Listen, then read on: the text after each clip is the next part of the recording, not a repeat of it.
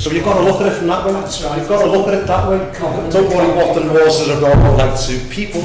What's the waters of Noah's like to Yah? That's what's important. And the waters of Noah, that's Yah says, that's what this reminds me of. I have sworn and I will not be angry with you and I will not rebuke you, because my covenants of Shalom will not be removed. This is what the waters of Noah symbolise to the Lord, to Yah. You know, so thanks for that, Lord. Just to bear that in mind as we read this. Are we okay? Yeah? Okay, so let's go to Genesis 6 to start with. It starts at chapter 6, verse 9, but let's just back up to just a bit of last week's. Let's just start Noah from the beginning, where Noah comes into the picture. It's in chapter 5, verse 29. Or verse 28, it says, Lamech lived 182 years and had a son, and he called his name Noah, saying, this one will comfort us concerning our work and the toil of our hands, because of the ground which Jehovah has cursed. So this birth of Noah, his name and everything means comfort, rest, and the prophecy over his life is that this one would bring us comfort concerning the ground which was cursed. So we know already this Noah is going to have something to do with reversing the curse. And we'll see that so clearly in the narrative tonight that we read. I want to try and read as much as we can, as we always do here. But there's a lot of scriptures to read, so thanks for reading Isaiah 54 to get that bit in. At least you got that in. Yeah. And you've got to see what that's saying. The whole message of what Isaiah 54 is saying is, my covenant that I'm making with you will never be broken.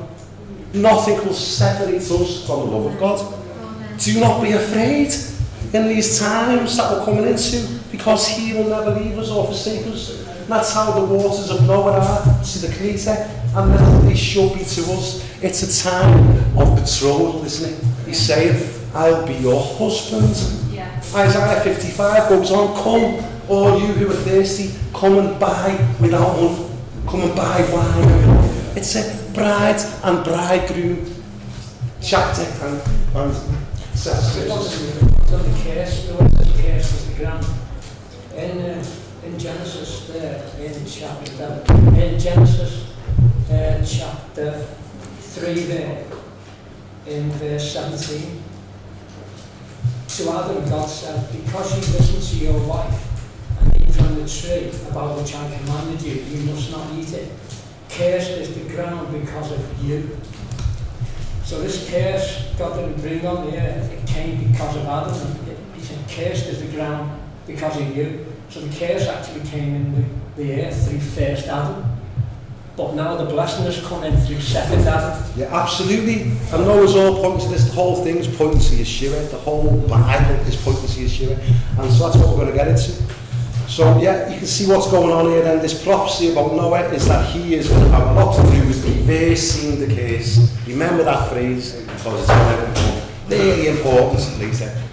So, last week we did spend a lot of time on the first chapter, didn't we? And the first 7 days, which I'm glad we did, but we didn't get that far. We didn't even get to Abel. Remember Cain and Abel? We didn't even get that far.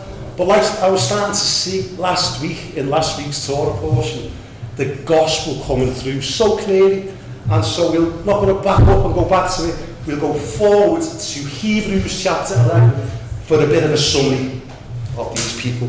Hebrews chapter 11, and that'll bring us right back up to where we're at now. Hebrews chapter 11, famous chapter about faith, isn't it? Faith, the faith chapter. So I'll just read it. It's a lot to get through tonight, so always questions and comments, but I've got to try and make progress as well. So let's just try and, if you don't like flicking, just make notes. It's getting taped, so we can always come back to it. I just want to get the word out. Chapter 11 of Hebrews. Now, faith is the substance of things hoped for, the evidence of things not seen. For by it the elders obtained a good testimony. By faith we understand that the worlds were framed by the word of God. This is last week's portion. God spoke and it was. And it still is, because he spoke. The world's still going round. Night and day it's still happening because God spoke. It hasn't run out of energy. He hasn't run out of diesel. And he's like panting for breath and has to have a rest. He spoke and it continues. He blessed the seventh day. It's still blessed. The wheels were framed by the words of God, so that the things which are seen were not made of things which are visible. Here we go now. This is what I'm saying about Abel from last week. The story of Abel and Cain, wasn't it? Cain was a bit of a farmer and he brought the produce of the field. Abel was clearly a shepherd and he brought the firstlings of the flock. Already you're thinking, lamb of the first year, lamb slain before the foundation of the world. Cain brought vegetables and Abel brought a lamb. And also the ground had been cursed and they brought the vegetables off the cursed ground. That's interesting. That's interesting. Totally spot on. Yeah, that's very interesting. So he's just saying you can't hear, and the other thing is people can't hear when you chip in. So I'll have to just say what you're saying. George is saying that the ground is already cursed and Cain brought from the cursed ground his offering. Well, that's a great point. What I'm saying is either way, God had no respect for Cain's offering, which made Cain get vexed and made Cain kill his brother, wasn't it? He was a murderer. And Yeshua said the devil was a murderer from the beginning. So we know that Cain was already this bad seed. But Abel, look at this. This is what I'm saying. You don't know this unless you read Hebrews. Hebrews 11:4. By faith, Abel offered to God a more excellent sacrifice than Cain, through which he obtained a witness that he was righteous. That's what this is all about. This is what the Bible's about. This is what the gospel is, isn't it? That's not me. It's what Paul says in Romans chapter 1. I am not ashamed of the gospel because in it the righteousness of God is revealed. That's right. That's what the gospel is. It's a revelation of God's righteousness and how we can be made righteous. And 2 Corinthians 5:21 says it so clearly. He who knew no sin became sin for us that we could be made the righteousness of God. So what's Abel doing? That's why Abel's considered righteous. He hasn't got any righteousness of his own. He's got faith in the lamb that was slain from before the foundation of the world. That's what it means. So we obtained this witness that he was righteous. God testifying of his gifts, and through it, he being dead still speaks. That's what it says in Hebrews, that Abel's blood cries out for vengeance. Yeshua's blood speaks better things than Abel's, because Yeshua's blood speaks mercy and forgiveness and atonement and redemption. Verse 5, we didn't get to see this character last week. By faith, Enoch, which is like from the Hebrew Hanok, to dedicate Hanukkah, feast of dedication. Enoch, Hanok. He was taken away. This is what Yeshua said. These days are going to be like the days of Noah. And then straight after it, in Matthew 24, he talks about there'll be two people in the field. One will be taken away, one will be left. However you want to interpret it, I think it's got something to do with that language of Enoch was taken away, so that he did not see death. That's what Paul's saying. Some of us won't taste death. Some of us will not taste death. Like Enoch, and he was not found because God had taken him. For before he was taken, so if you want to be taken, you better be like this. Before he was taken, he had this testimony that he pleased God. But without faith, it's impossible to please him. For he who comes to God must believe that he is. That's his name, isn't it? I am. You've got to believe what he says. That when he says, I am that I am, you go, amen, he is. Well, that's what it's saying. You've got to have faith, and you've got to believe. Well, we do. We believe that he is, and that he was, and he will be. And that he is the rewarder of those who diligently seek him. Now, this is connected. You've got to diligently seek him. Because what did we see last week? We'll read it in a minute. Noah found grace. It doesn't mean he was going for a walk with his dog one day and fell over and he found this thing. What's that? Oh, I found some grace. No, it means he was seeking it. When he found it, you seek and you'll find. Doesn't mean no, he's just sitting there going, yes, I'll. He was seeking it. That's why he found it. You've got to seek diligently. By faith, Noah, verse 7, being divinely warned of things not yet seen, moved with godly fear.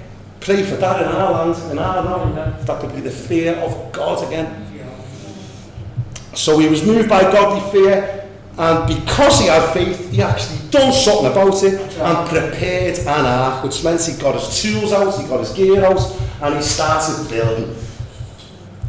And the saving of his household, by which he condemned the world, and look what happened, and he became the heir of the righteousness which is according to faith. Don't tell me the Old Testament's done away with and that grace and faith and New Testament concepts. No, found grace because he saw for it and because he had faith, and because of it he was the heir of the righteousness which is by faith. That's the gospel. Amen. Gospel. Look what it says in Peter. One of the pieces, 2 Peter I think it is.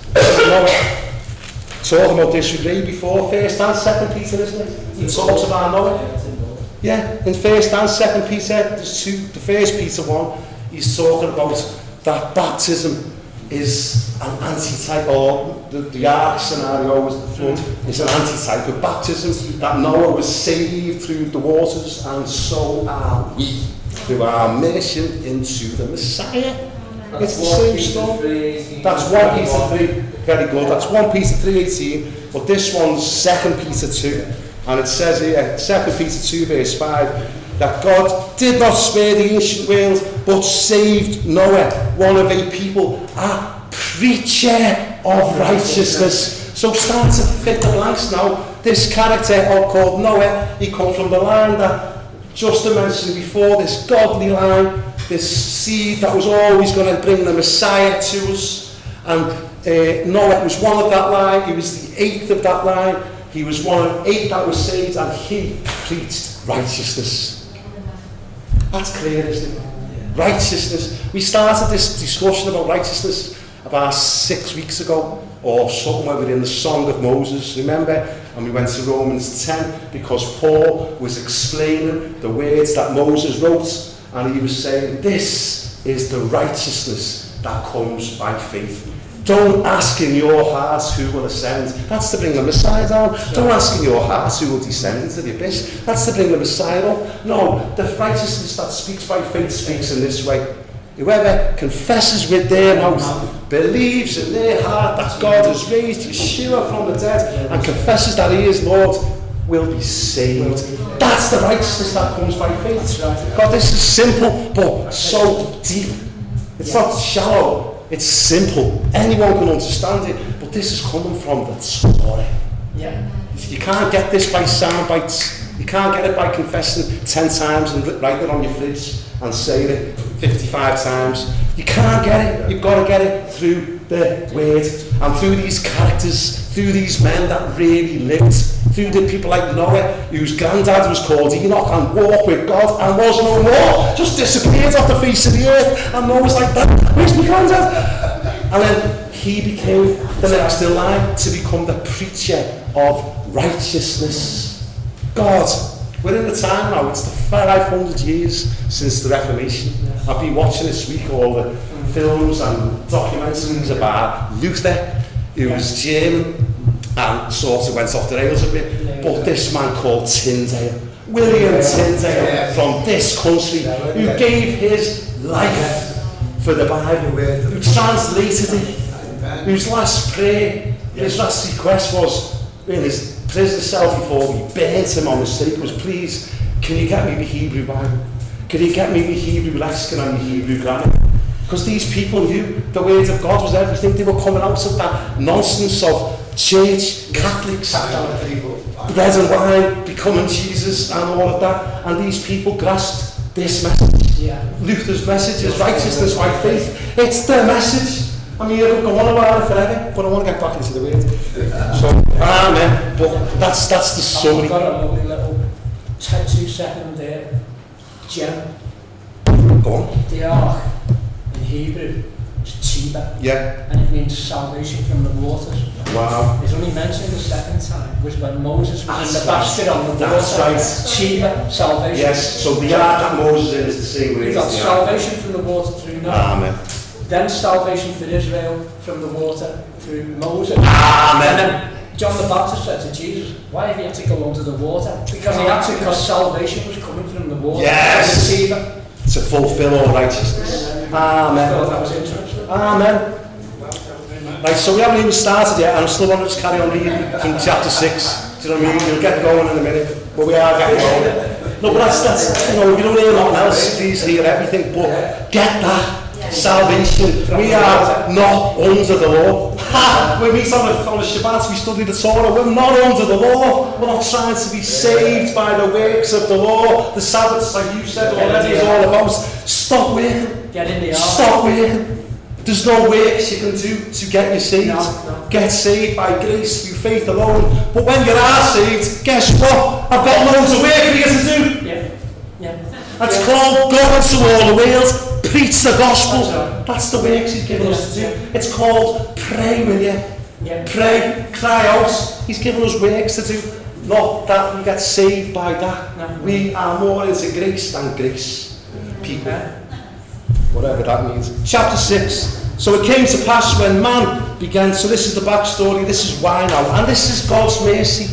Like we've already read from Isaiah, the waters of Noah to God are about salvation. Yeah. This is not because God's vexed the earth and he's got a cob on and he's like, I'm going to kill everyone. This is to save the world. He does this. If God hadn't intervened now, these creatures or people, these individuals that were running the world would have destroyed everyone. And that's exactly what Yeshua's on about when he says, look, in these end days, if the days were not cut short, no flesh will be saved. But for the sake of the elect, those days will be shortened. That's exactly what's going on with Noah now. If God hadn't intervened now and saved 8 people out of that flood, the whole of mankind would have been destroyed. And that's what's getting said here. So when that chapter 6, when it came to pass when men began to multiply on the face of the earth and daughters were born to them, that the sons of God, I'm not going to get into all of what this could mean because there's people say all kinds. The sons of God saw the daughters of men, that they were, it says beautiful, it's tov in Hebrew, tov means fit for the purpose. So the sons of God saw that the daughters of men were fit for a purpose, in other words, they could reproduce. And they took wives to themselves of all they chose. And Yah said, my spirit shall not strive with man forever, for he is indeed flesh. Yet his days shall be 120 years. So there's a lot to be said about that. We were talking last night with George. A lot of people read this, that it's 120 jubilees, which gives you the time frame now of 6,000 years, which is up. You know, it's up. We are ready. We are waiting. He is coming soon. And then it's the other way of looking at it, that it is 120 years, and people say that this is the time now until the flood. So there were giants on the earth in those days, and also afterwards. David killed them off, Yeah, can you just can't hear because the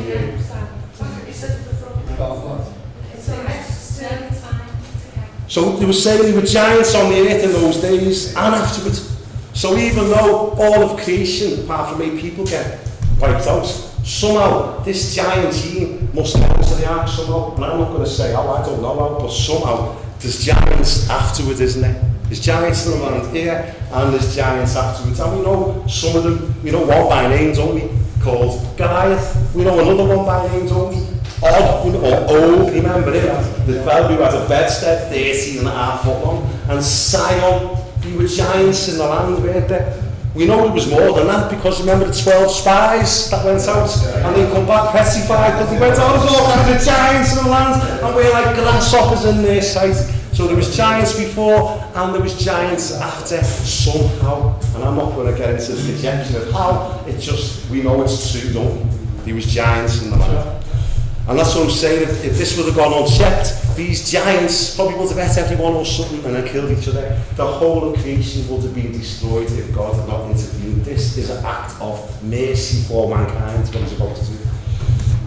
So the sons of God came into the daughters of men, and they bore children to them. These were the mighty men who were of old, men of renown. And we're going to meet one later. We're definitely going to get there. We've got to cut off at some point. To do Nimrod, if we don't get there, we've got to make sure we mention Nimrod tonight, because he's one of these mighty men. Verse 5, then Yah saw that the wickedness of men was very great in the earth, and that every intent of the thoughts of his heart was only evil continually. And Yah was sorry that he had made man on the earth, and he was grieved in his spirit. So Yahovah said, I will destroy man whom I have created from the face of the earth, both man and beast, creeping thing, and birds of the air, for I am sorry that I have made them. But Noah found grace. Noah found grace in the eyes of Yahovah. Now we've got to start this, tonight's portion starts now, so let's get on. This is verse 9. This is the genealogy of Noah. Noah was a righteous man, it says in Hebrew. It says just, it's the word Zadik. So you've all heard about Melchizedek in this place, we've all heard about him, but now we're already getting introduced. We've already met Abel. Hebrews told us Abel was righteous. Now here's Noah, and Noah is righteous. So we've already been introduced to this concept. Noah was a Zadik. He was a righteous man. That word also means innocent. Innocent. And that's what we are now. We're innocent. Filthy, rotten sinners who have been saved by his grace. And before God, it says he is both the just and the justifier. It says in Peter, the just for the unjust. That's what it's simple, the gospel message. He has took our place, and now we are justified in his sight, and we are righteous in his sight. Righteous, just, innocent, all the same.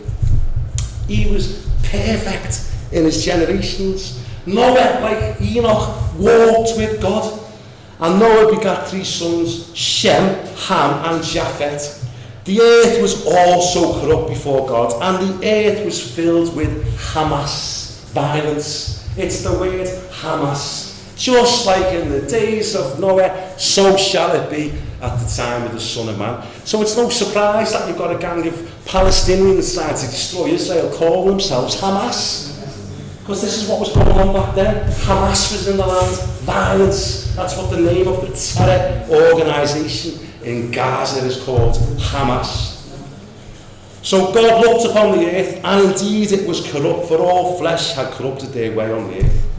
And God said to Noah, the end of all flesh has come before me, for although the earth is filled with violence through them, and behold, I will destroy them with the earth. Make yourself an ark of gopher wood, it says. Make yourself an ark of gopher wood. And make rooms in the ark, and cover it. Cover it is the word kafar.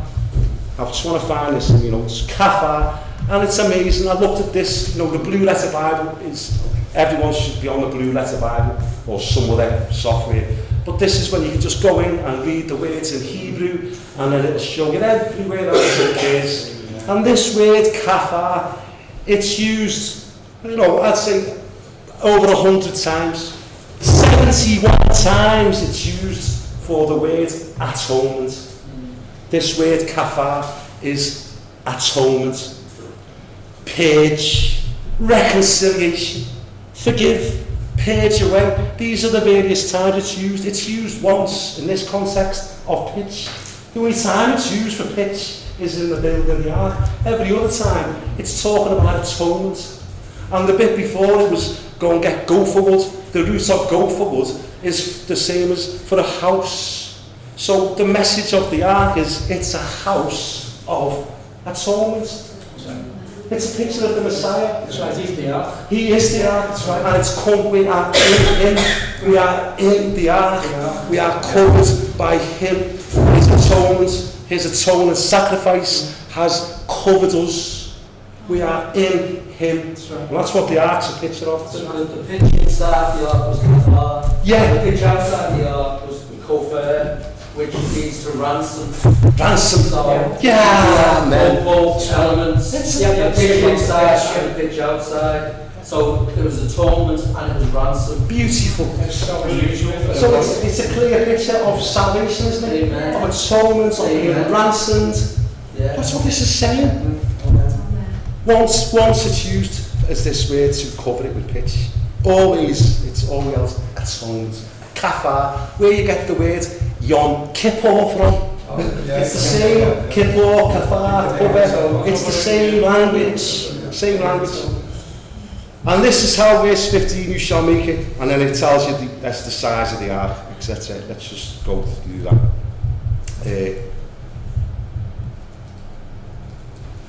And then it tells in verse 20, of all of the, verse 19, of every living thing, of all the flesh you shall bring 2 of every sort into the ark, to keep them alive with you. They shall be male and female. Of the birds after their kind, animals after their kind, and of every creeping thing of the earth after its kind. Which I can't help just mentioning. You know that the little crimson worm would have been on there. The little mate, the crimson worm. I'll talk about that another time, but the crimson worm was on there. Thank God that the crimson worm was on there, and we will get there later. I'll mention that again. So 2 of every kind will come to you. I love that. They will come to you. You didn't have to go up on a safari, rounding them up. They all came to Him, and that's exactly the way it is with Yeshua, isn't it? No one can come to the Father unless He is first drawn. And that's what we pray. Draw them, Father. Draw people to Yeshua. Help us in our prayer, in our lives, to be that light and that sweet aroma that would draw people to salvation. Amen. And you shall take for yourself, verse 21, of all food that is eaten, and you shall gather it to yourself, and it shall be food for you and for them. Thus Noah did according to all that God commanded him, so he did. And that's what Yeshua said in Matthew 7, isn't it? Matthew 7, at the end of the Sermon on the Mount, he says, I'll tell you what a wise man is like. A wise man is someone who hears what I says and does it. That's a wise man. I'll tell you what he's like. He's like a man who builds his house on a rock. I'll tell you what a foolish man's like. He's someone who hears what I says and doesn't do it. And that's exactly what Noah was. He heard what God said and he went, okay, I will do what you said. Thank God. We wouldn't be here. Like Jesus did with his father. That's exactly the same family. Because Noah's a builder. Yeshua was a builder. He said, I will build my assembly and the gates of hell will not prevail against him. He's a builder. He's still building. He's the master builder. He's in charge. Unless he builds the house, we labour in vain. We're just the labourers, aren't we? The best thing a labourer can do, I've been one, is do what you're told. That's the best thing a labourer can do, is what you're told. It's like I get clever and go, I don't want to do that.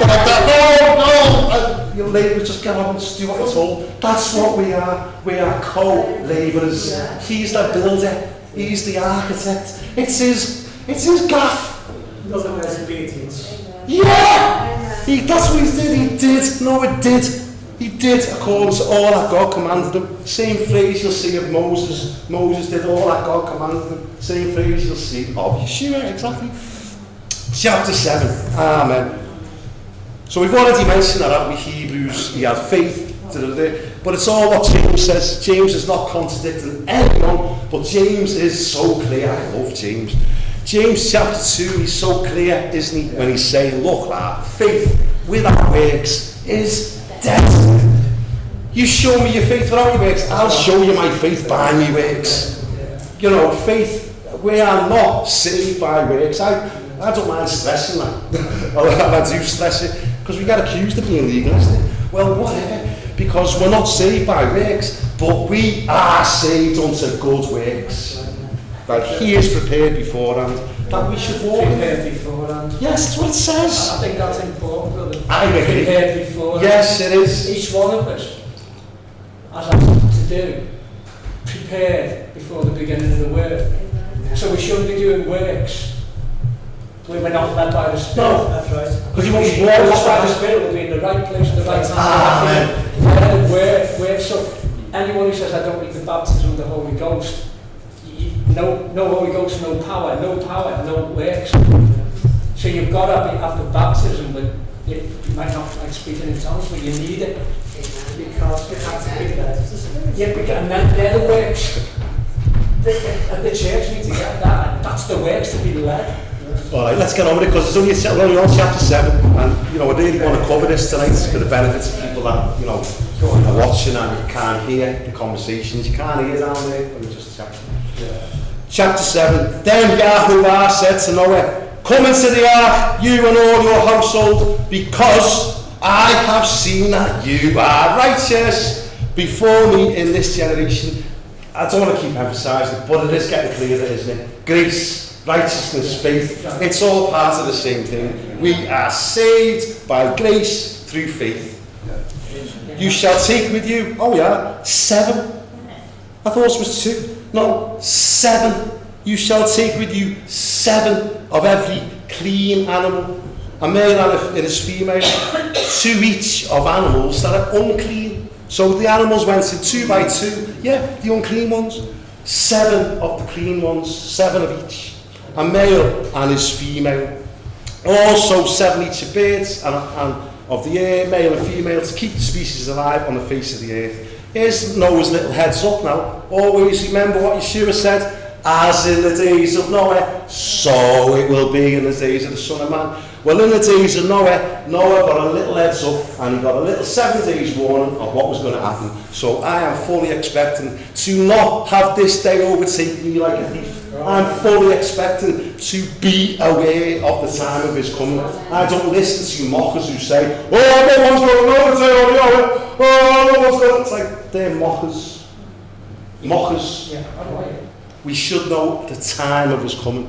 We should be aware. I'm not saying we'll know the day or the hour. I am saying, what about the week? No, that's 7 days warning. Be aware. Be aware. Be looking up. You're not looking up now. Start looking up. Because we're running out of looking up time. That's a bit of English, isn't it? Not that. I'm just saying it though, Noah got 7 days, it says. After 7 days I will cause it to rain, verse 4, on the earth, for 40 days and 40 nights. You know how familiar we are with that phrase. Moses was on the mountain for 40 days and 40 nights twice. Yeshua was in the wilderness for 40 days and 40 nights. Got tempted by the devil. Yeshua walked on the earth for 40 days after his resurrection. And then, he ascended in 40 days after his resurrection.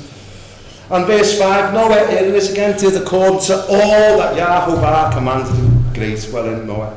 Noah was 600 years old when the flood waters were on the earth.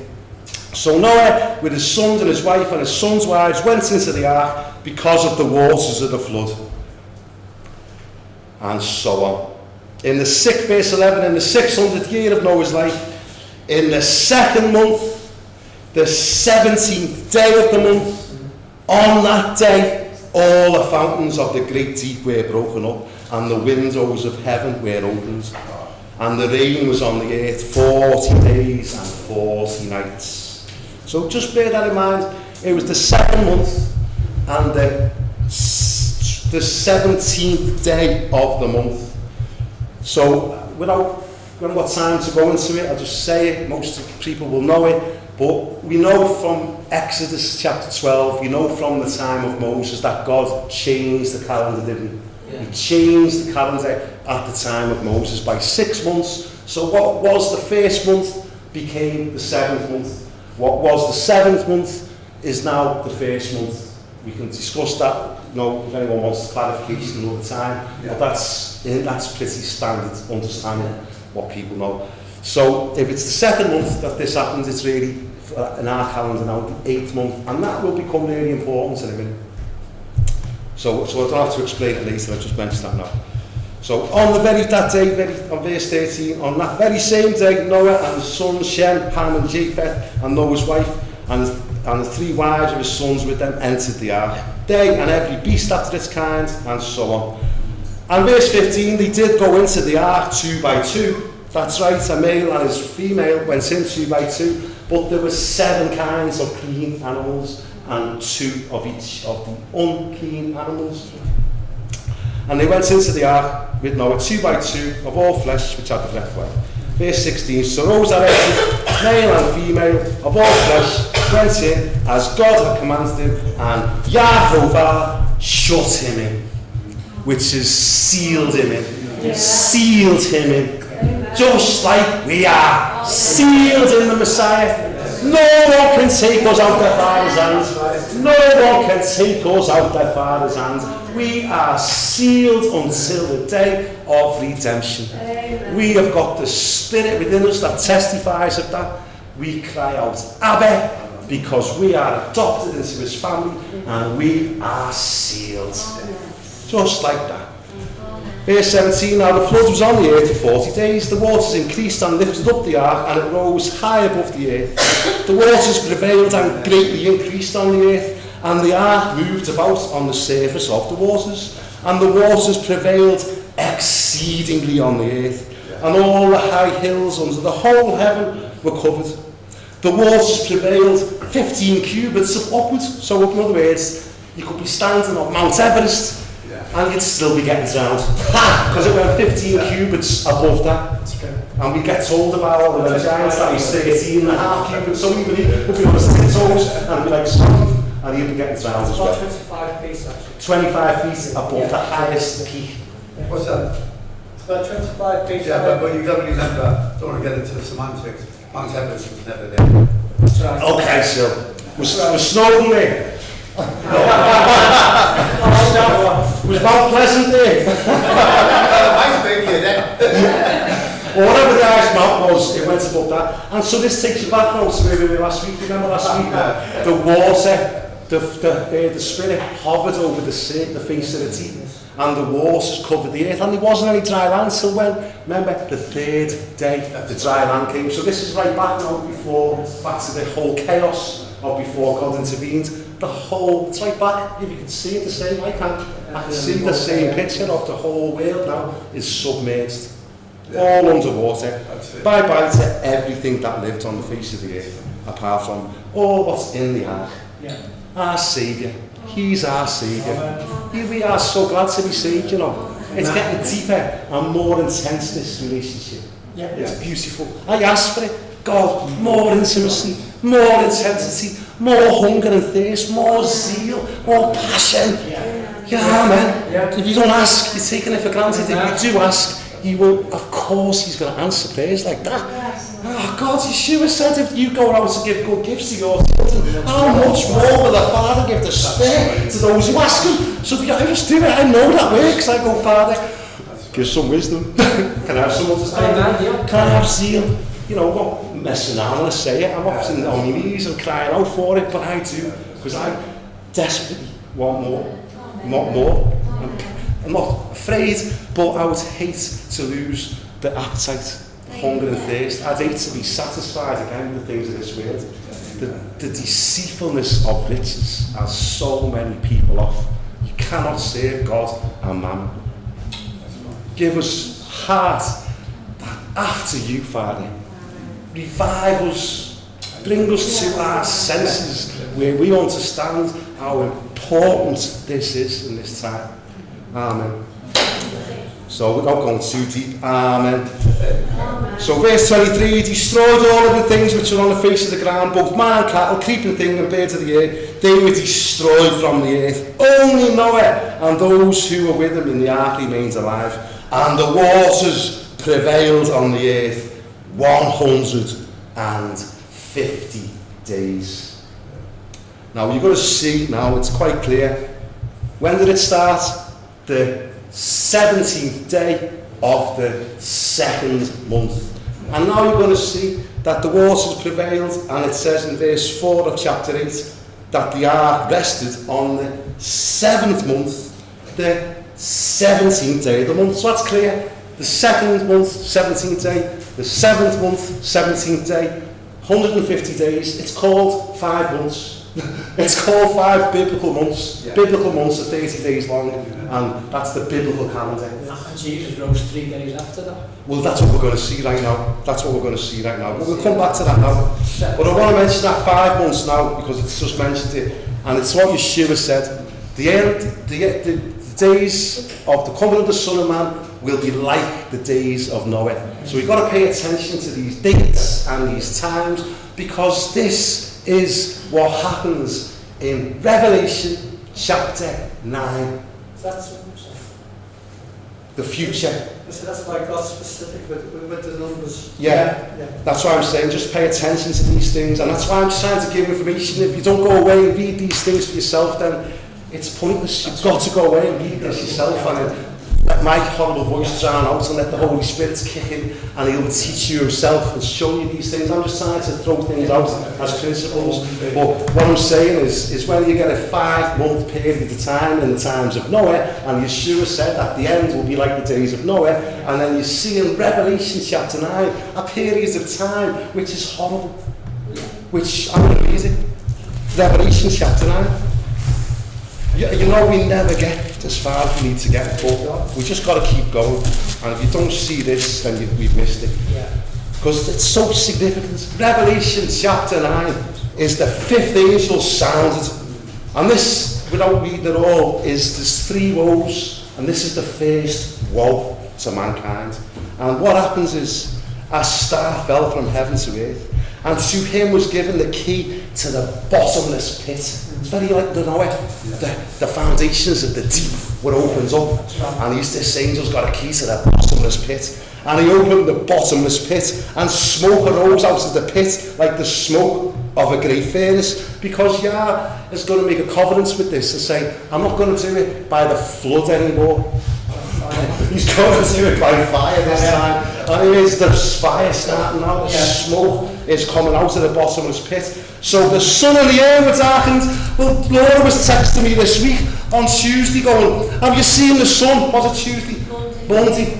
And you've all seen it. And everyone was looking at it. And it was on like CNN and Al Jazeera and all kinds of stuff. Oh, the sun's gone darkened. And everyone's looking up at it. Because the sun was darkened this week, and it was only a bit of ash or something from sand from the Sahara, but it got everyone's attention, didn't it? Because the sun was darkened and you could look at it for ages, and it was just like this little orange in the sky. Well, that's what this is going to be, only global. Like, you know, like maybe that Yellowstone going up, or maybe Kim Jong-un going ballistic, or someone.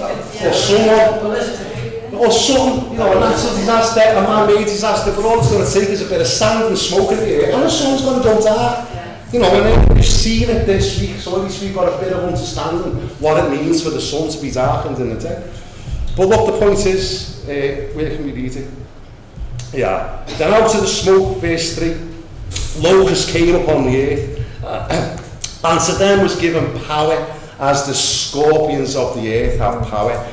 They were commanded not to harm the grass of the earth, or any green thing, or any tree. That's like us, because that's what, you know, those who delight in the Torah of God, they will be like trees planted by the waters, who will bring forth fruits. They'll be green things, they'll be trees. Well, these things are commanded, don't harm the green things, or any tree, but only those men who do not have the seal of God on their foreheads.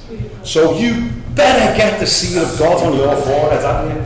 You know, I'm just saying, unless you fancy having a tussle with these things. It's saying don't harm those that are in the ark, as in Yeshua. Yeah, Those that are entered in. yeah, but this is the point. So you can read this yourself, but I'm just saying, verse 5, they were not given authority to kill them, but to torment them. How long for? 5 months. There it is, 5 months. The way the waters prevailed on the earth for 150 days, for 5 biblical months. Well, that's exactly how it's going to be in the end, when these scorpion creatures, locusts, whatever they are, will have power to sting men, but not to kill them for 5 months. And it's going to be that bad. In verse 6, those days the men will seek death and will not find it. They will desire to die, and death will flee from them. God, you don't want to be here for that, or you don't want to be without that seal of God on your forehead. And if you want to know what the seal of God on your forehead is, you've only got to read Exodus chapter 13, haven't you? You've only got to read Exodus chapter 13, and another one is Exodus 31, where it's saying the Sabbath is a seal, a sign between me and my people, and keeping Passover will be a mark on your forehead. God hasn't changed. Come back to his feasts. Come back to his ways. Honour the Sabbath. Keep the Sabbath. It's a sign between the creator of the universe and his real people. This is not me saying it. This is what the word of God says. If you've got any other interpretation for it, fine. But at least get one. At least read the book of Revelation and get an understanding. Because that's what this is about. So chapter 8. Then God remembered Noah. Chapter 8. Then God remembered Noah. And that, we've said this before, but for those of you who haven't heard this before, remember is a huge covenant word, isn't it? A huge covenant word. It's not like God remembered Noah and went, oh, I'll have to send Noah a text. How's it going, Noah? How's it going on the ark, lad, with all the animals? You know, right? No, to remember means to do something, to take action. You know, like the thief on the cross. 1 minute, he's cursing the Shiva. Cursing is what we've been praying, haven't we? For people that, you know, had been in that situation, on a death situation. The thief on the cross was going nowhere. He was going to be dying any time now. And he's cursing Yeshua, but then he has a change of heart. It says both of them were cursing Yeshua. Yeah. And then all of a sudden, one of them goes to his mate, hang on a minute. We deserve this. He's done that. Remember me. He's using that covenant term. Not like send us a postcard. No, do something about it, will you? Remember me when you come into your kingdom. And Yeshua said, lad, you will be with me in paradise. That's what remembering means. And this is the same phrase when Israel were in Egypt, and it says that God remembered the covenant with Abraham, Isaac and Jacob. So he didn't just sit there and go, oh yeah, lovely that covenant. He done something about it. And that's what God does. Remember your covenant, God. Remember the things you've said, God. It's not because he's forgot. He wants us to engage and to bring into play. Come, Lord. Come and do what you've said and you'll do. We read it last night to me in Psalm 119. God, it's time for you to act because they have made your Torah void. Oh, that's in the Psalms. I'm not surprised he wanted to do away with it. Psalm 119. Lord God, it's time for you to act because they have made your Torah void. There's people going around saying it's been done away with. God, it's time for you to act. Remember your covenant again. Give us mercy. And give us a revival. And bring people back. You said in Isaiah, is there anyone who will shout and cry aloud, restore? Well, that's what we do. You know, we do it in house groups. You know, we try not to do it all the time because we're trying to go through the Torah, but we've got to spend time. We've got to start praying. Amen. So let's carry on. And I am going to have to cut off in about 10 minutes because we want to get to the Nimrod bit. But, you know, we're not doing badly, I think. So verse 8, chapter 8, God remembered Noah and every living thing and all the animals that were with him in the ark, and God made a wind, a ruach. See how close this is to the Genesis account? Very similar to how God brought order out of chaos the first time, but he's going to bring order out of chaos exactly the same way by his ruach, his wind. Same word, spirit, wind, ruach, ruach hakodesh. The Holy Spirit, he made a wind. Exactly what he does when he brings Israel out of Egypt and he brings a wind to part the sea. Waters, wind, it's the same narrative. That's why Yeshua is saying to Nicodemus, look, you've got to be born again of the Spirit. The Spirit's like the wind, it blows where it wishes. Yeah, it's the same wind. So verse 2, the foundations of the deep and the windows of heaven were also stopped. And the rain from heaven was restrained, and the waters receded, continually from the earth. At the end of 150 days, 5 months, already mentioned that, the waters decreased. Now this is massive, this. Verse 4, then the ark rested on the 7th month, the 17th day of the month, on the mountains of Ararat. Remember what I said at the start? This man Noah, he will bring us comfort, rest. He will bring us rest because of the curse. Well, what does this mean? On the 17th day of the 7th month, the ark rested on the mountains of Ararat. I've already said, I'm not going to spend time on it.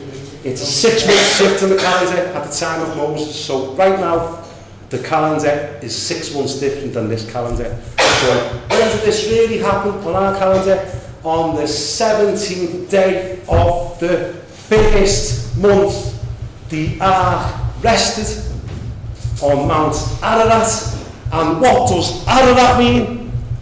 Curse reversed. Just go in the Blue Letter Bible, type on the word Ararat, and you will see in clear language, curse reversed. So on the 17th day of the 1st month, the ark rested on Ararat.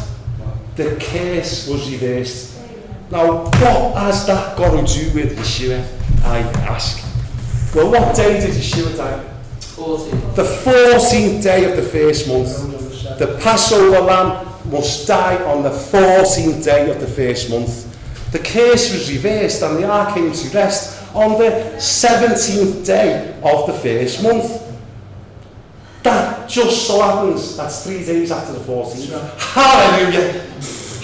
You will never, on any calendar in the universe, get the 14th day to be on a Friday and the 17th day to be on a Sunday. It just will never ever happen on any calendar. You can never pencil in 14 on a Friday and count 15, 16, 17 on a Monday. And any day of the week you want to put in there, you've got to find 3 days and 3 nights. And there it is. There it is in the Word of God. The curse was reversed on the 17th day of the 1st month. Yeshua's resurrection meant the curse is reversed. The curse of death, the curse of sin is reversed through Yeshua's resurrection. And our baptism into that is what this is all about. It's what it says in Peter. This is the type of our baptism where we were immersed into Yeshua's death, his burial and his resurrection. I think there's an important, on that cross it was called the Great Exchange.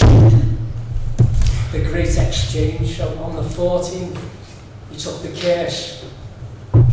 But on the 3rd day, the blessing coming. That means Yes. you've got the blessing on you now. Yes. That blessing that was on Abraham is on you. And if you realise that, you'll speak it. And you'll get everything that Abraham got. And I'll upset a few people, including all the silver and the gold and the lands. And the more we've got, we're blessed to be a blessing. And the more you've got, the more you can do for the kingdom. Yeah. And the church needs to be clear their poverty mentality. Because we are the blessed, not the cursed. Yeah. We're redeemed from that curse and that sickness, illness, disease and lack. So on the 17th day of the 7th month, which is now the 1st month on this biblical calendar we've got now, it's so clear the curse was reversed and they are rested.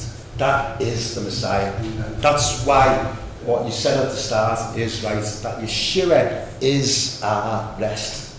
Whoever has entered his rest has ceased from the works. But that doesn't negate the fact that the 7th day of the week is still a Sabbath and is still the way that the Creator has asked us to interact with him every week. No biblical foundation at all in all of the words of God to make the first day of the week the new Sabbath. What a load of nonsense. The first day of the week is the first day of the week and it's a great day. It's a lovely day. We love it, but it's not the Sabbath. That's right. Do you know what I mean? So as long as you've got that straight. And then we can carry on. I mean, we want to get to Nimrod shortly. So let's just see where we go with this. So verse 5, the waters decreased continually until the 10th month. In the 10th month, on the first day of the month, the tops of the mountains were seen. So it came to pass at the end of 40 days that Noah opened the window of the ark which he had made, and he sent out a raven, which kept going to and fro until the waters had dried up from the earth. He also sent out from himself a dove, to see if the waters had receded from the face of the ground. But the dove found no resting place for the sole of her foot, and she returned into the ark to him, for the waters were on the face of the whole earth. So only the tops of the mountains are showing. There's no land here. It's not safe to get out here. So he put out his hand and took her and drew her, beautiful animal, drew her into the ark to himself. And he waited yet another 7 days. It's always the sevens, isn't it? God gave him 7 days warning, and now we've got this 7 going on. You know, it's just a God number, isn't it? Yeah. So he waited. You're going to see that in verse 12, the same English word for waited. It's 2 completely different words. The first time he waited is a different word, and that one has a lot more to do with labour and angst or anxiety. Not anxiety, what's the word I'm looking for? But that labour, travail. He travailed for 7 days. Travailing. You know, maybe he's praying, maybe he's crying out, who knows? But whatever he did, in English he waited. Well, it's a bit more passionate than that in Hebrew. So he waited, he'd done whatever the Hebrew says, for another 7 days, and again he sent the dove out from the ark. Then the dove came to him in the evening, and behold, a freshly plucked olive leaf was in her mouth. And Noah knew that the waters had receded from the earth. So he waited, different phrase altogether now. It's the word yachal, which means, it's that phrase for hoping in and trusting in. It's a faith phrase. Now the doves come back with an olive branch, and Noah is rejoicing. He is hoping and trusting and knows that this is all going to end happy ever after. Because dry land is appearing again and the earth is going to be restored. And so Noah is buzzing. So he waited another 7 days, and he sent out the dove, which did not return again to him anymore. And it came to pass in the 601st year, in the first month, the first day of the month, which again, do it on the new calendar, that is the first day of the 7th month, which is Yom Teruah. Always connected to God's biblical calendar. These events, his calendar is for today. So, on the first month, first day of the month, that the waters were dried up from the earth, and Noah removed the covering of the ark and looked, and indeed, the surface of the ground was dry, just like back to the 3rd day. Remember the 3rd day when the waters were gathered together and dry land appeared and trees could start to grow and fruit and seed. There we go again. It's a new creation, just like us. Yeah. And verse 14, and in the 2nd month, on the 27th day of the month, the earth was dried. So it's been 1 year and 10 days, this episode.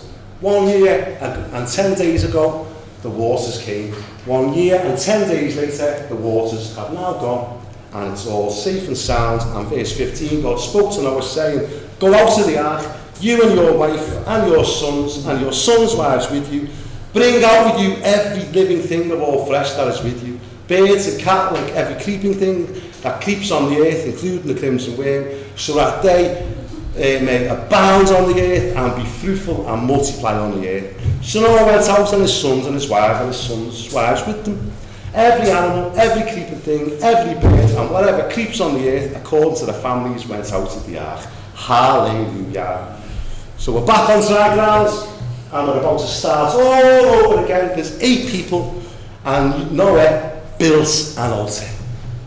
This is the first time you come across this phrase now in the Word of God. He built an altar. And we'll see it many more times.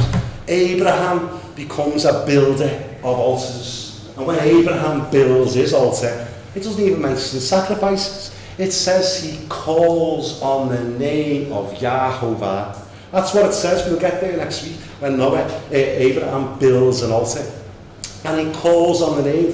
And we know that Abraham is our father, don't we? Whoever's in the Messiah is Abraham's seed.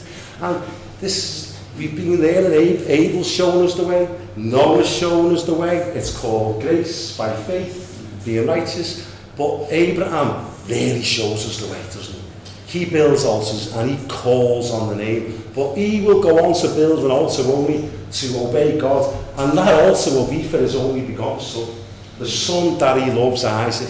He'll build an altar and he'll be willing to sacrifice his own son because he loves God and because he obeys the voice of God. And that's what this picture is. Building an altar will always point to the sacrifice, and the sacrifice is the Lamb of God who was slain from before the foundations of the world. That's foundational to us, that. Before the foundations of the world, provision was already made. Abel knew it. That's why he offered a sacrifice by faith and was counted righteous. Same with Noah, same with Abraham, same with us. So he builds an altar, 2 yard, and takes of every clean animal and every clean bird and offered burnt offerings on the altar. And Yahovah smelt a soothing aroma, which is exactly what Ephesians chapter 5 verse 2 says about Yeshua. It says that Yeshua is that sweet aroma. He is that fragrant sacrifice. So this is all Yeshua. Amen. Chapter 9. Chapter 9. Chapter 9 is God blesses Noah and his sons and says to them, be fruitful and multiply and fill the earth. And he sets up the covenants all over again, doesn't he? You know, all the beasts of the field and all the animals and the birds, they're all subject to man. Mankind's in charge, he's got dominion again. And the same blessing that Adam and Eve had is be fruitful and nice ones, you mate, is be fruitful and multiply. So it's the same start all over again. And he says actually, he says, verse 3, he says, every moving thing that lives shall be food for you. I've given you all things, even as the green herbs. So if you want to use that as your text to go home and have a rat sandwich tonight, then that's up to you. You know, if you feel like having a bit of cat or a bit of dog for tomorrow for your dinner, that's up to you. I'm just a bit childlike in my faith now. And if God said, yeah, you've got clean food there and unclean animals, I think now I just go, you know what, I'll swear. It just doesn't sound nice, does it? It just, you know, if you really love cats and rats that much that you just can't wait to have your rat burger later, then you know, use that scripture if you want. Do you know what I mean? Later on, yeah, we'll define the animals for us. And all you've got to do is count, because it says there's 7 of every clean animal. So if you can count to 7, you can work out the clean ones. Because 7 of every clean animal went into the ark, and 2 of the unclean. So all you've got to do is count. And then because we aren't there anymore, then God's given us the list. Ray's printed it off for us. But if you really want a rat burger when you get it, then I'll stand on that scripture. I'm just a bit like, who on earth would want to eat something that God's called unclean? God, why would you want to eat something that God's called unclean? You know, but amen. We're saved by grace through faith. Amen. And then the next bit is, I'm going to get on to the Nimrod bit in a minute, so we'll just mention this next part in chapter 9. Is the rainbow in it? Don't want to miss the rainbow out, because this is the sign, isn't it? God says, I'm going to give you a sign to establish my covenant, and it's called a rainbow. And we know that that's being had off, don't we? We know that's got hijacked. Remember the White House 2 years ago, when they legalised the men marrying men? Well, you know what Yeshua said, as in the days of Noah, he also said, as in the days of Lot. And in the days of Lot, we know what Sodom and Gomorrah were up to. Well, we know from this portion tonight, it's already in here.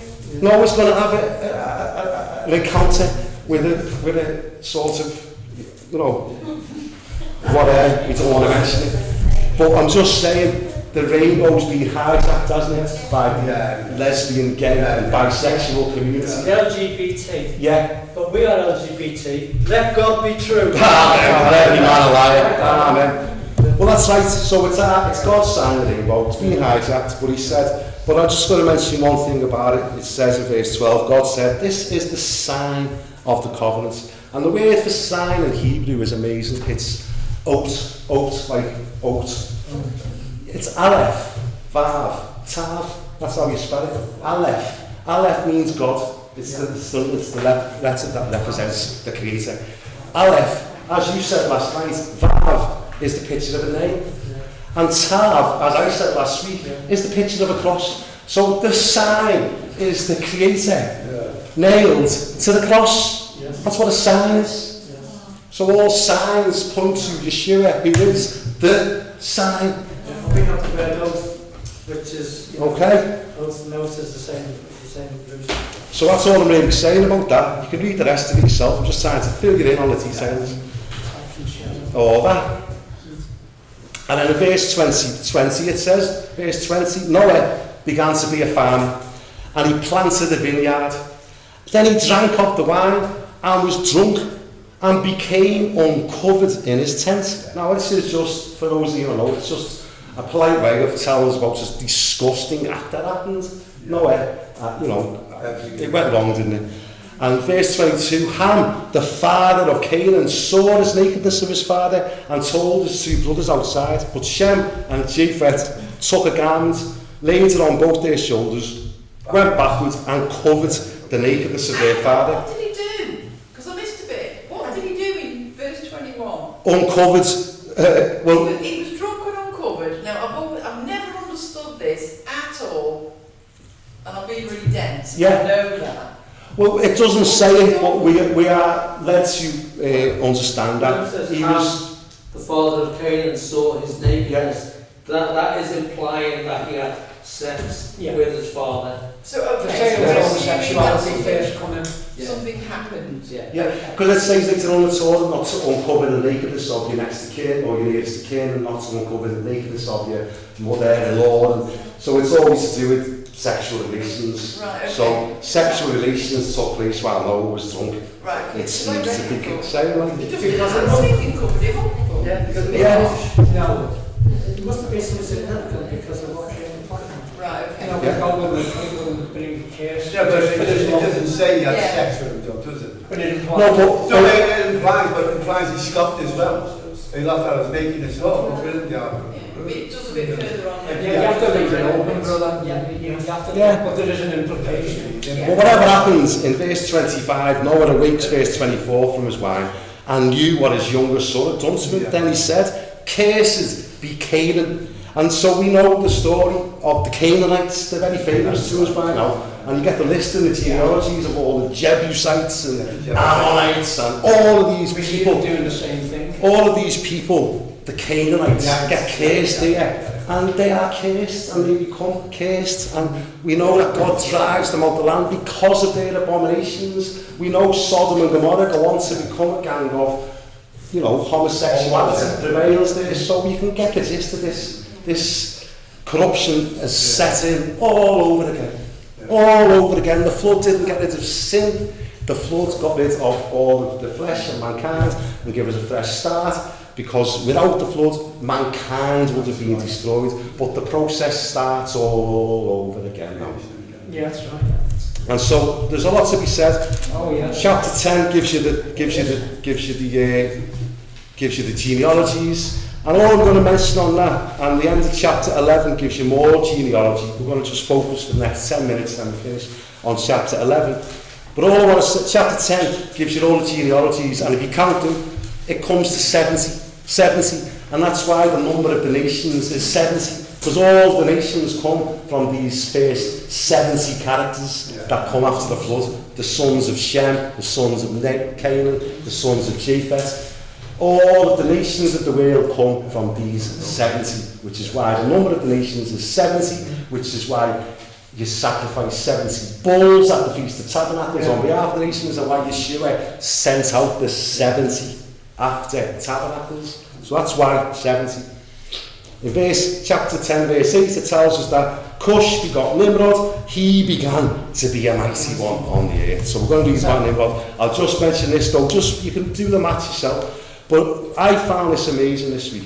When you get to chapter 11, verse 10, it gives us the genealogy of Shem. And when you work this out, it actually shows you and proves that Shem was alive through 10 generations, right through Abraham. Shem was alive. Right through Isaac. Shem was alive. right to Jacob and Esau, Shem was alive. So imagine going to see your great-great-great-great-granddad Shem, and he's like, lad, I was on the ark. I'm not just telling you a story. I was on it. I was on it. And I seen what happened. So right down, right through, Jacob and Esau were 50. Shem still alive. That's right. Their great-great-granddad was still alive. Noah was still alive at the time of Abraham. Yeah. Noah was still alive at the time of Abraham. All you got to do is do the maths. That's all I've done. Is added them up and gone, and gone, wow, Noah was still alive at the time of Abraham. Shem outlived Abraham and got to see Jacob and Esau. That's how we should be. That connected to this story. It's our story. So 5 or 10 minutes, we're just going to do this. All I want you to see, I would like to spend more on it, but you know how it goes here. So chapter 11 is this story of Nimrod. So important to understand this now. All I can do is throw out the information and ask that you will consider it and pray that the Father opens our eyes by the power of His Spirit. Because this is a real message now. It would be worth spending all night on this. Now, there, chapter 11, now the whole earth had one language and one speech. In Hebrew, echad. They were united. It's like a picture now of the United Nations. We've just been introduced to the 70 nations. The very next verse says that these 70 nations would all have one language and one tongue. The United Nations. And it came to pass as they journeyed from the east, coming away from the east is always the ancient paths. The one from, the eternal God. So they're coming away from it. And they found a plain in the land of Shinar, and they dwelt there. So just get the picture, it's a big plain, big flat, no mountains around, nothing to disturb your view for miles. Then they said to one another, come, let us make bricks, it says, and bake them thoroughly. They had brick for stone, and they had asphalt for mortar. And this blew me away and changed everything. Because when you read this, Nimrod's a mighty hunter, and that's true. He was the world leader. He was the governor of the New World Order. He was the Don. He was a mighty hunter in the face of Yah. It's not a compliment.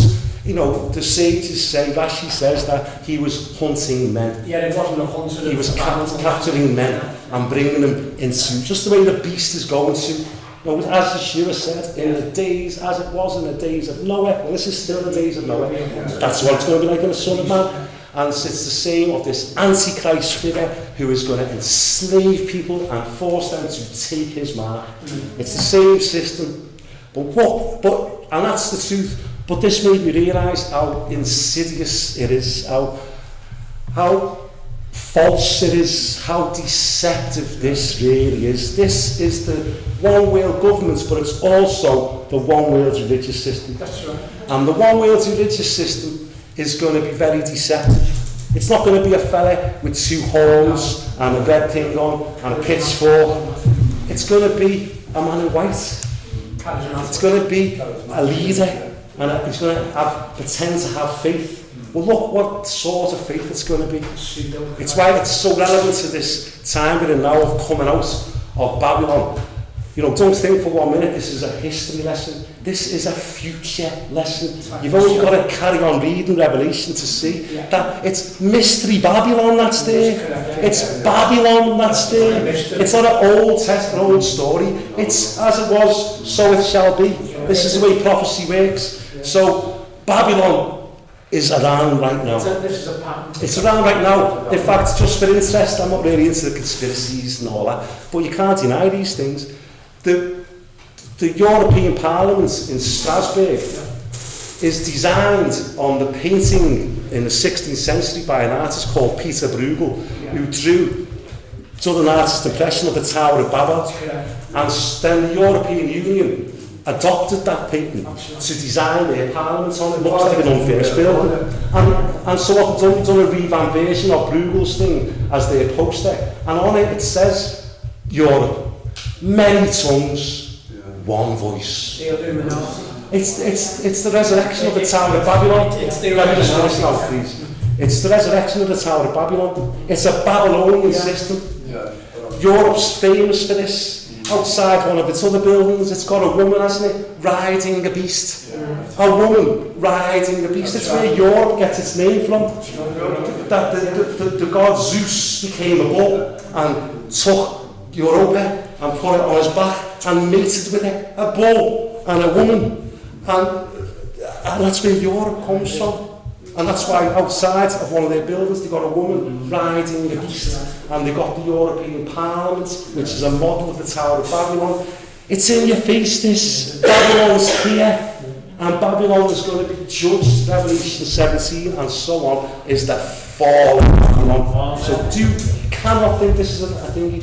I'm going to go on for 5 more minutes. If you need to go, but I'm going to carry on for 5 minutes. So this is so important, see.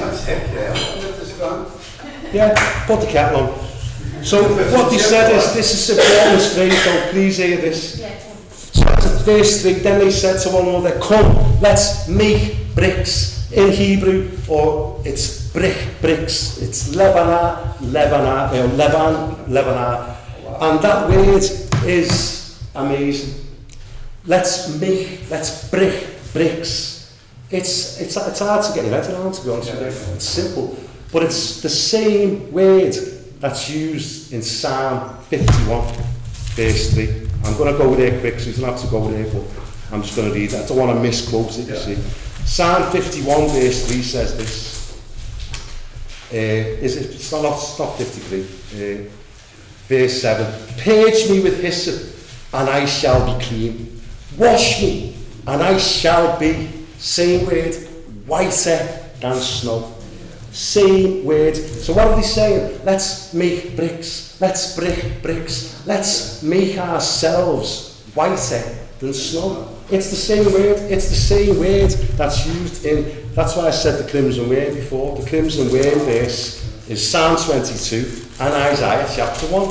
In Isaiah chapter 1, come now, let us reason together, says Yah, though your sins be like scarlet, they shall be as white as snow. Same term as let's make bricks. That's quite hard to get your head around. It's just what it is in Hebrew. It's just the way the language works. So what these people are doing, that's why I said, imagine Shinar, this big plane with this huge tower that reaches to the heavens, gleaming white. What they're trying to do, that's why I said it's insidious. It's not pitchforks and horns and blasphemies. It's a system of self-righteousness. It's a system of righteousness based on man's own effort.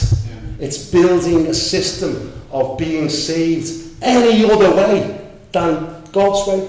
It's trying to be saved by your own works. And that's why I say insidious, because that's what religion is. That's what trap people. It's what Yeshua is coming against. It's what Paul is coming against. You can't be saved by your own efforts. Your own righteousness is like filthy rags. Talking about a woman's time of the month, that's what filthy rags is. Your own righteousness is like that. And that's what they're trying to do, to build a tower based on their own righteousness. That's why I want to finish this off. It's so important to see the difference between self-righteousness and God's righteousness. God's righteousness can only come by grace through faith in the Messiah. But these people are trying to make a tower that will reach heaven. And it's, the phrasing behind it, make bricks, is white. Let's whiten ourselves. Let's be white. Let's be righteous in our own strength by what we can do. And these bricks are burned thoroughly. That's just a metaphor for the dead. The dead. That's not the sort of house God wants. God wants a house built with living stones, not burnt bricks. Bricks are man-made, aren't they? Bricks becomes part of the heritage from Egypt. When they're in Egypt, what was the occupation? Build bricks. Build bricks. Bricks are horrible. Bricks are man-made attempts to, unless the Lord, as we keep saying, unless he builds the house, we labour in vain. And these clowns are labouring in vain. So I'll just finish, it's only a few verses. Verse 4, and they said, come, let us build ourselves a city. You know, this is what Cain started. Cain started building cities, and he carries on ever since. There is one city we should be interested in. It's the city that Abraham set his heart on when he was a sojourner and he wasn't interested in an inheritance on this earth. He wanted the city whose builder and maker is God, and that's our city. Our city, what you read from Isaiah 54, when he said, I will adorn you with precious stones. That's talking about the new Jerusalem, the heavenly Jerusalem that's going to come out of heaven as a bride adorned for her husband. That's our city. But you can see all this is about building a man-made thing, building a city for ourselves, and a tower whose top is in the heavens, lest we make a name for ourselves, let us make a name for ourselves, anything but calling on the name of Yah, anything but getting the gospel right. Let's do it our way, let's make our own name, let's invent some system that makes us feel great, and let's make sure that there's a big hierarchy of priests that are running the gaff. Only 500 years ago we came out of it. It just didn't go far enough, the Reformation. Let's build a tower whose top is in the heavens. Let's make a name for ourselves, lest we be scattered abroad over the face of the whole earth. But Yahovah came down to see the city and the tower which the sons of men have built. And Yah said, behold, the people are echad, one, and they have all one language. And this is what they begin to do. Now nothing that they propose to do will be withheld from them. Come, let us go down, like that starts in Genesis. Let us make man in our image. Let us go down and confuse their language, that they may not understand one another's speech. This again is an act of mercy, because if they'd have got away with this, they'd have killed the whole world again. Just the same as the plan before the flood. It's the same thing going on, and this is an act of mercy. God's gone, stop this right now before these carry on. And we're back right there now. That's why I'm going on about the European Union. It's rebuilding the Tower of Babel, coming out with all the same phrases. Europe, many tongues, one language. It's the same. We're right there. We're right there. Yeah. Verse 8, so Yahovah scattered them abroad. This is what he does. It's what he said to Israel. If you don't obey me when you get into the land, then I'm going to scatter you. He should have known this story. If he says it, he means it. If he says you get scattered, you get scattered. But the glory of God is, he said, I will gather you again. And we're in that time right now. So I'm going to finish right now with this last verse. The Lord, verse 8, scattered them abroad from there over the face of all the earth, and they ceased building the city. Therefore, its name is called Babel, because there Yahovah confused the language of all the earth, and from there Yahovah scattered them abroad over the face of all the earth. Thank you, Father, for intervening in the affairs of man. Thank you, Father, for flooding the earth and bringing an end to that creation that was going to destroy all the flesh. Thanks for saving 8 people through the flood.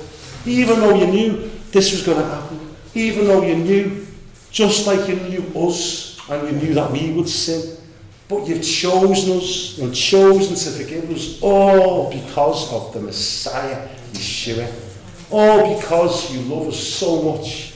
We thank you for what you read tonight. Yeah. Father, just pray that whatever has been by your Holy Spirit tonight will remain with us, and will stay with us, and will bear fruits in us after its kind, and cause transformation of lives.